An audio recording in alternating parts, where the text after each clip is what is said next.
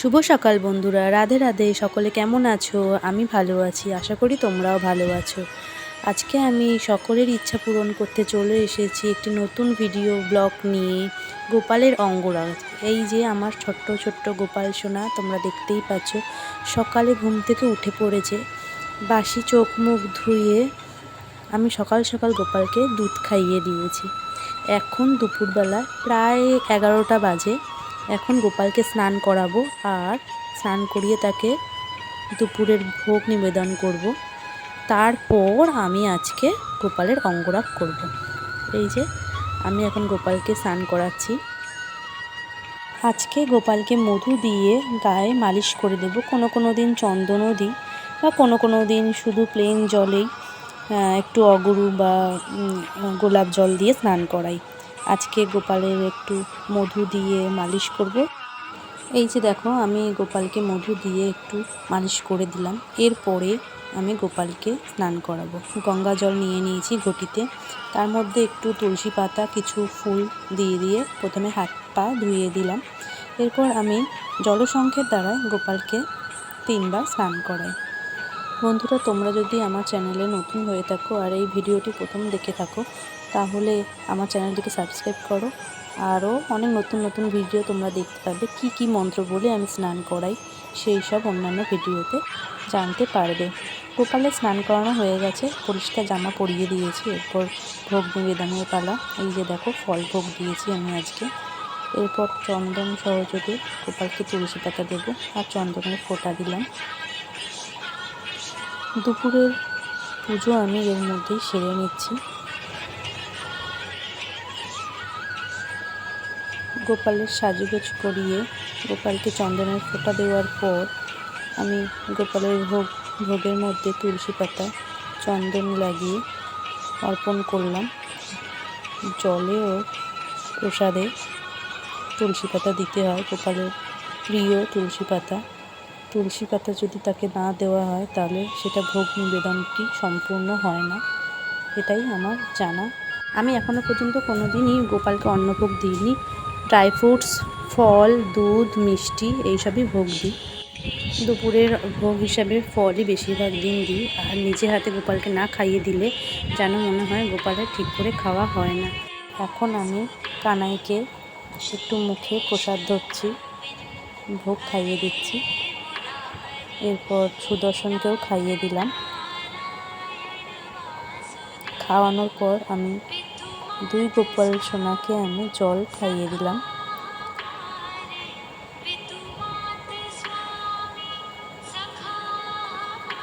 আমি গোপালের সমস্ত কাজই ধীরে সুস্থে করি, কিন্তু ভিডিওটি অনেক লং হওয়ার জন্য একটু তাড়াতাড়ি কোথাও স্পিড দিয়েছি।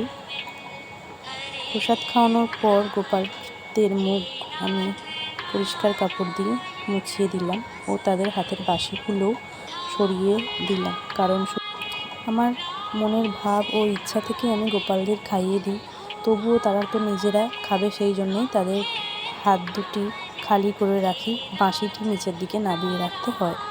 তো এরপর গোপালদেরকে আমি আরতি করে নিলাম। ধূপ, দীপ ও জলসংখ্যের দ্বারা ঘণ্টাধ্বনি দিয়ে আমি আরতি করি। তারপর সবশেষে আমি গোপালকে আয়না দর্শন করাই ও শঙ্খ 3বার বাজাই। তোমরাও আরতি দেখো ও গোপালের আয়না দর্শন দেখো।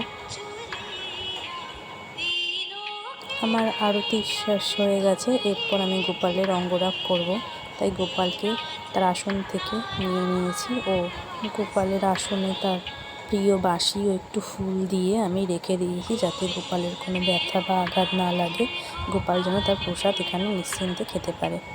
এই যে আমার প্রথম অঙ্গরাগের ছবি, গোপালের দ্বিতীয় অঙ্গরাগের ছবি।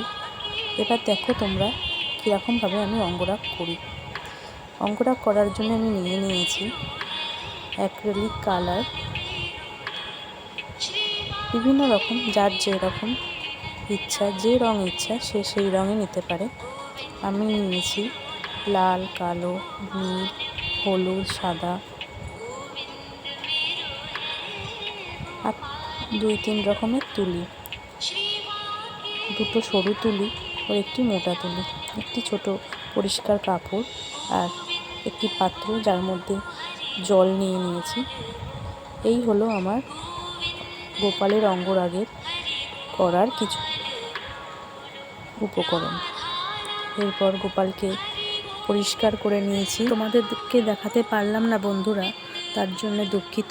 গোপালকে পরিষ্কার করার জন্য আমি একটু খাবার সোডা ও একটি পাতিলেবু নিয়ে তার গায়ে আলতো হাতে বুলিয়েছি। দেখো কত সুন্দর চকচকে হয়ে গেছে। এই কাজটি ভিডিওটি করতে পারিনি, তাই জন্য খুবই মনটি খারাপ আমার, নাহলে দেখাতাম। যাই হোক, আমার গোপাল এখন অনেকটাই পরিষ্কার চকচকে দেখাচ্ছে। আমি এই সরু 000 সাইজের তুলিটি নিয়ে নিয়েছি। এরপর প্রথমে গোপালের আমি চোখটি সাদা করে দেব। আমি খুব একটা ভালো আঁকতে পারি না, নিজের হাতেই গোপালকে তাও আঁকার চেষ্টা করি। হয়তো ভুল ত্রুটি হবে, খুব একটা ভালো না আঁকতে পারার জন্যে আমার বর্ডার লাইনগুলো বা চোখের ক্ষেত্রে বিশেষ করে বা কোনো কারুকার্য করার সময় একটু লাইন ব্যাকা হয়ে যেতে পারে। গোপালের কাছে তো আমি সবসময় ক্ষমা চেয়ে নিই। তোমাদেরকেও বলছি যে ভুল আমার তো হবেই, তোমরা দেখে কিছু মনে করো না। আমার থেকেও তোমরা অনেক ভালো আঁকবে। দেখো বন্ধুরা, চোখ আঁকা হয়ে গেছে। তারপর গলার সামনে নেকের জায়গাটা একটু ডিজাইন মতন করব বলে সাদা রং করে নিয়েছি। প্রথমে সাদা রং করে নিলে বা অন্য রঙগুলো ফোটে খুব ভালো। হার শেপে একটা ডিজাইন করলাম। তারপর বাজুতে ময়ূর পঙ্খী আঁকার জন্যে সেখানেও আমি সাদা রং করে নিলাম, বাজুবন্ধ মতন সাদা রং করে নিলাম। আমার বড় গোপাল সুদর্শন ও ছোটো গোপাল কানাইয়ে দুজনারই আমি একসঙ্গে অঙ্গরাগ করছি, তাই আমার একটু লং ভিডিওটি হয়ে যাচ্ছে। এরপর হাতের চুড়ির জায়গাটিও আমি সাদা রং করে নিলাম। এই দেখো বন্ধুরা, ছোট গোপাল আমার কানাই, এরও চোখে আমি প্রথমে সাদা রং করে নিলাম, তাহলে চোখটা ফুটে খুব সুন্দর। গলার নেকের জায়গাটাতেও আমি কলকা ডিজাইন করব, তো সেই জন্য আগে সাদা রং করে নিলাম এবং বাজুবন্ধের জায়গাটাতেও আমি একটু সাদা রং করে নিলাম। আজকে আমি গোপালের চোখের আইশ্যাডোর কালার গোলাপি আর লাল রাখবো। তো তোমরা যে কোনো রঙই করতে পারো, যার যেরকম ইচ্ছা সেরকম। আমি সবসময় একই কালার রাখি না, এক এক সময়তে এক এক রকম কালার রাখি। আজকে একটু গোলাপি রাখার ইচ্ছা হলো, তাই গোলাপি রাখলাম। এর আগে আমি স্কাই ব্লু আইশ্যাডো রেখেছিলাম। কখনো হলুদও রাখতে পারো, তোমাদের ইচ্ছা অনুযায়ী তোমরা রাখবে। তো আজকে আমি গোলাপি কালার দিয়ে আইশ্যাডো করে দিলাম। দেখো কত সুন্দর লাগছে কালারটা। এরপর আমি ছোট গোপালের চোখটা এঁকে নিলাম।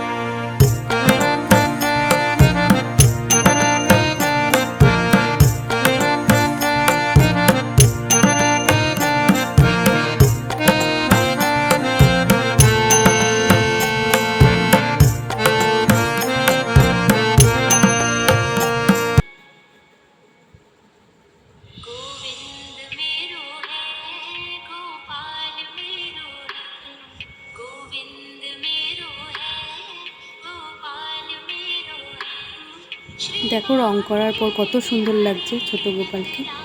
এরপর বড় গোপালের পালা। বড় গোপালেরও চুলটি আমি কালো রং করে দিচ্ছি।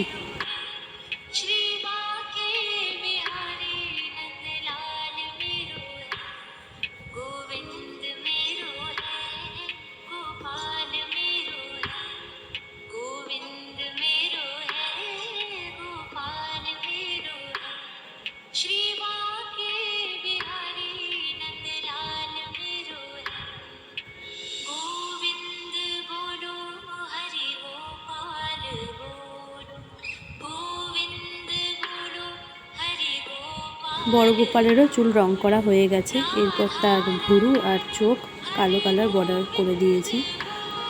চোখটা একটু আমার প্রবলেম হচ্ছিল, তো এক চোখে ওই জন্যে বর্ডার দিয়েছি, আর এক চোখের মণিটা আমার কমপ্লিট হয়নি, ইনকমপ্লিট। এখন তিলক করে দিলাম, একটু শুকালেই রংটা আমার, তারপর চোখটা কমপ্লিট করে নেব। আসল হলো আমার গোপালের যে রং করছি সেটি কাঁচা থেকে যাচ্ছে। তোমরা যখনই করবে তখন একটু টাইম নিয়ে করবে, তাড়াতাড়ি করতে গেলেই কাঁচা রঙের উপরে আর একটা রং চাপানো যায় না। চোখের সাদা রঙটা শুকিয়ে যাওয়ার পর এখন চোখ আঁকা কমপ্লিট হলো বড় গোপালের। এরপর আমি ছোট গোপালের তিলক ধারণ করিয়ে নেব। দেখো, সাদা রং দিয়ে আমি তিলক ধারণ করিয়ে দিলাম ছোট গোপালের। এবার মুখটা খুব সুন্দর করে সাজিয়ে দিচ্ছি।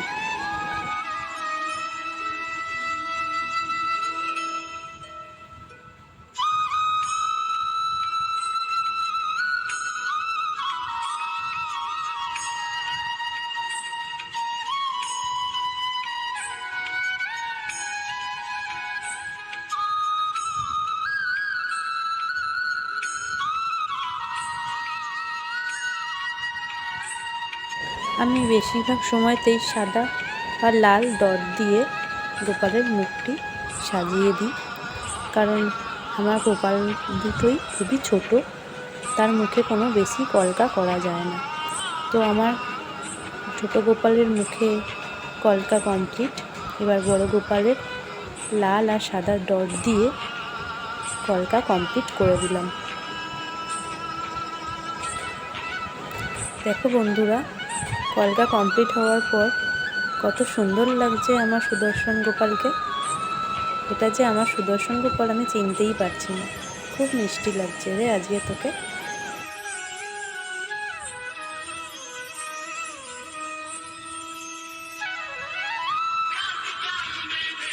এরপর আমি সুদর্শন গোপালের ঠোঁটটা একটু হাসি হাসি মুখ করে টেনে দিলাম। সাইড দিয়ে একটু রঙটা টেনে দিলে যেন মনে হয় গোপাল হাসছে। লিপস্টিকটা কমপ্লিট হওয়ার পর গোপালের চোখটা আঁকা কমপ্লিট করলাম। আজকে গোপালের চোখে একটু স্কাই ব্লু কালার দিয়েছি। অন্যদিন সাদা রাখি, কখনো হলুদও রাখি। সুদর্শনের মুখের কাজ কমপ্লিট হয়ে যাওয়ার পর হাতের বাজু বন্ধটা আমি একটু ইয়েলো কালার দিয়ে ময়ূরের পেখমের কালার, মানে গ্রিন স্কাই ব্লু মিক্সড করে আমি এঁকে দিচ্ছি।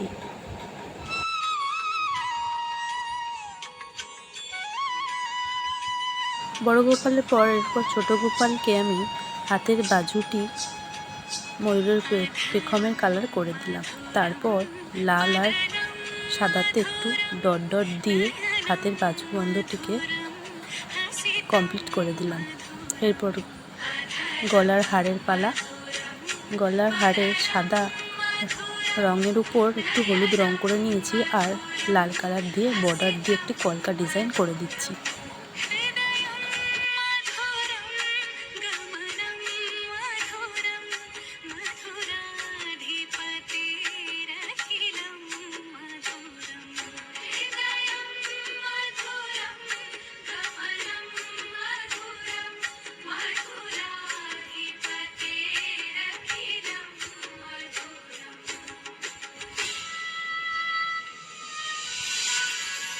গলায় লাল দিয়ে বর্ডার দিয়ে কলকা করে দেওয়ার পর আমি একটু গলায় সাদা রং করে দিয়েছি, আর কলকার সাইড দিয়ে ডট ডট করে হোয়াইট কালার দিয়ে ডিজাইন করে একটা স্বস্তিক চিহ্ন করে দিয়েছি। দেখো, অনেকটা বেটার লাগছে না আগের থেকে ডিজাইনটা?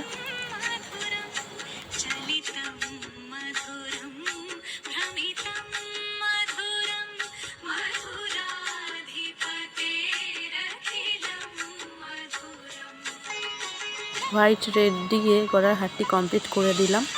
এরপর আমি হাতের বাজুতে রেড অ্যান্ড হোয়াইট দিয়ে ডট ডট দিয়েছি আর ব্ল্যাক কালার দিয়ে ময়ূরের যে পেখমটা তাকে একটু স্ট্রোক দেওয়ার চেষ্টা করলাম।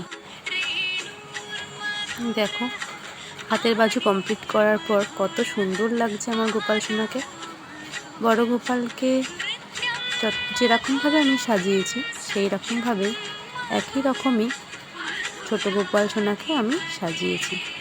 তবে ছোট গোপাল তো খুবই ছোট, তাই তার গলার হারটি বড় গোপালের মতন অত সুন্দরভাবে ফোটাতে পারিনি। সরু ও ছোটোর মধ্যে লাল সাদা দিয়ে ডট ডট দিয়ে আমি সাজিয়েছি। এরপর গোপাল সোনার পিঠে দর্শন করতে নেই বলে তাই জন্য আমি প্রত্যেকবারই তার পিঠে আমি রাধে নামটি লিখে দিই।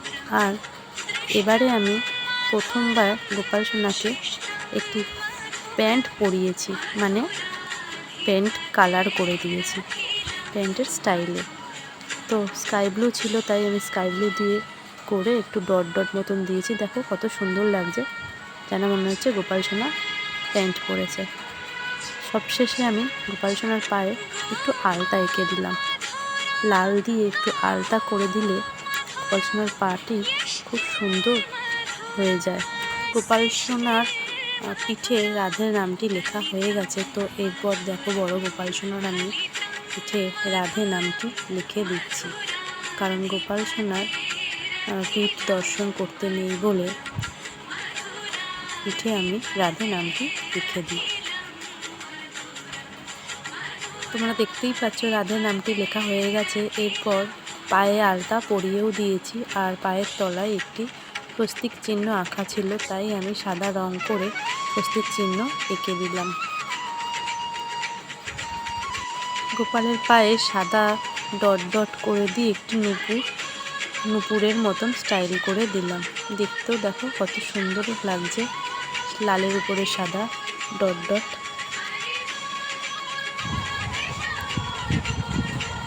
দেখো বন্ধুরা, আমার গোপাল সোনার অঙ্গরা কমপ্লিট হয়ে গেছে। সুদর্শন এটি হলি আমার বড় গোপাল, আর পাশে একটি ছোট গোপাল যার নাম কানাই। দেখো তোমরা তাদের অঙ্গরাগ আজকের করে তাদেরকে কত সুন্দর লাগছে। আমি তো চিনতেই পারছি না আমার গোপাল সোনাদেরকে এত সুন্দর লাগছে। এরপর গোপাল সোনাদেরকে আমি আয়না দর্শন করাবো, তারা নিজেরাও দেখুক যে তাদেরকে কত সুন্দর লাগছে, কি মিষ্টি লাগছে। গোপাল সোনার অঙ্গরাগ আমার কমপ্লিট হয়ে গেল। এরপর আমি গোপাল সোনার খুব প্রিয় তুলসী বন, সেখানে আমি তাকে নিয়ে যাব। আমার ঘরের বাইরেই আছে একটি তুলসী মঞ্চ আর চারিদিকে তুলসী বন, সেখানে আমি নিয়ে চলে এসেছি। কত মিষ্টি লাগছে গোপাল সোনাকে তার প্রিয় তুলসী বনে তার দর্শন করাতে নিয়ে এলাম। যদি ভিডিওটি ভালো লাগে একটি লাইক করে দেবেন আর আমার চ্যানেলটিকে সাবস্ক্রাইব করতে ভুলবেন না।